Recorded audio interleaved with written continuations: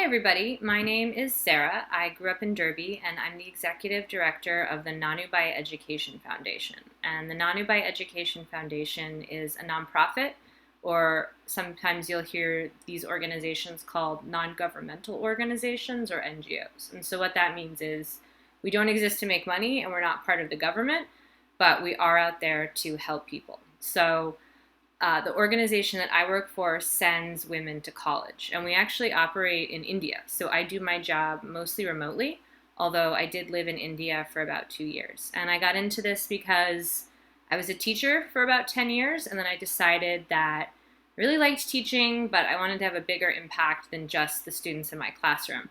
So I went back to school, I got a master's in sustainable development, and then I moved into my role with this organization. So in India, rural India, which is actually a lot like Vermont, things are far apart. There's a lot of farming. There's a lot of cows.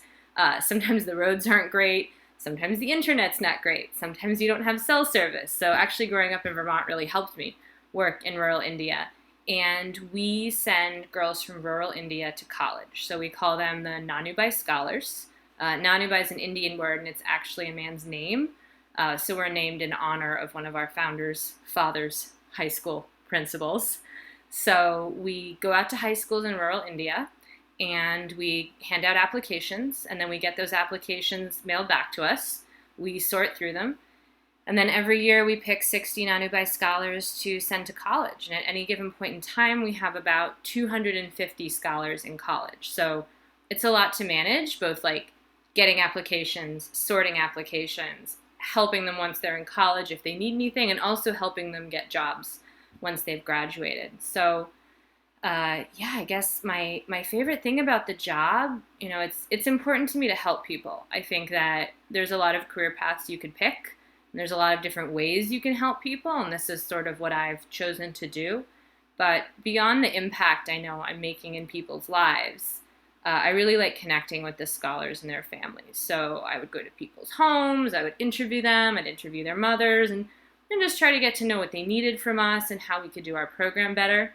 And it's kind of hard to show what my job looks like because I live in Vermont, I do it remotely, but I will show you guys some of the materials that we have. And I also have this beautiful, beautiful bottle art that one of our scholars and her little sister made for me. So this is a pretty traditional art form. It's covered in like tiny little beads and mirrors. And I just really treasure it because, they were great and really welcomed me into their home. And like this was a symbol of how grateful they were that our organization had been able to help them. So it's a treasure that I have. And a typical day in my job, there's really no like set, show up at this time, sit in an office, leave at this time. We do have calls, so I'll spend a lot of time like on a phone call or on a video call with India, and then I might be answering emails about partnerships or problems that we have to solve.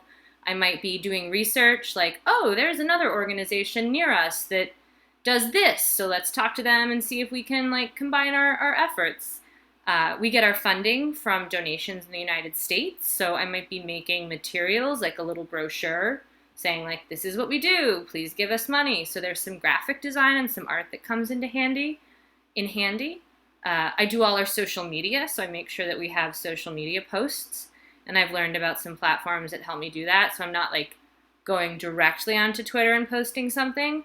I'm using a platform that lets me post multiple places at once. What else do I do?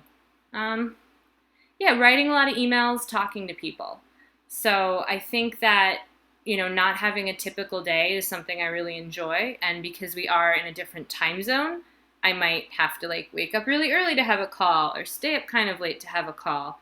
But when that's not happening, I have a lot of flexibility in my day, which is awesome. Like if I want to take a 2-hour break and go for a hike or go swimming, I can completely do that because I'm my own boss, essentially. I think that if you are interested in the nonprofit world, you should definitely go for it. Our nonprofit works in college education overseas, but there's pretty much a nonprofit for anything you can think of. There's nonprofits that help people without cars get decent cars. There's nonprofits that help kids get access to art. There's nonprofits that teach people how to garden. And all of those skills I have, like the graphic design and the writing and the like working with staff and talking to people and solving problems, a lot of that I just learned as I went because I really cared about the mission of our organization to help people. So I think that, don't feel intimidated by all the different skills it takes to work at a nonprofit. You can learn them. And if you feel like you're really passionate about helping people, it's definitely a field I would encourage you to look at. It's a great big world out there, and there's a lot of cool stuff to explore. And especially if you're interested in the international angle, like living overseas, was really, really cool. I got to travel a lot, riding camels, petting elephants, like eating new foods, seeing palaces, seeing the desert, seeing the jungle.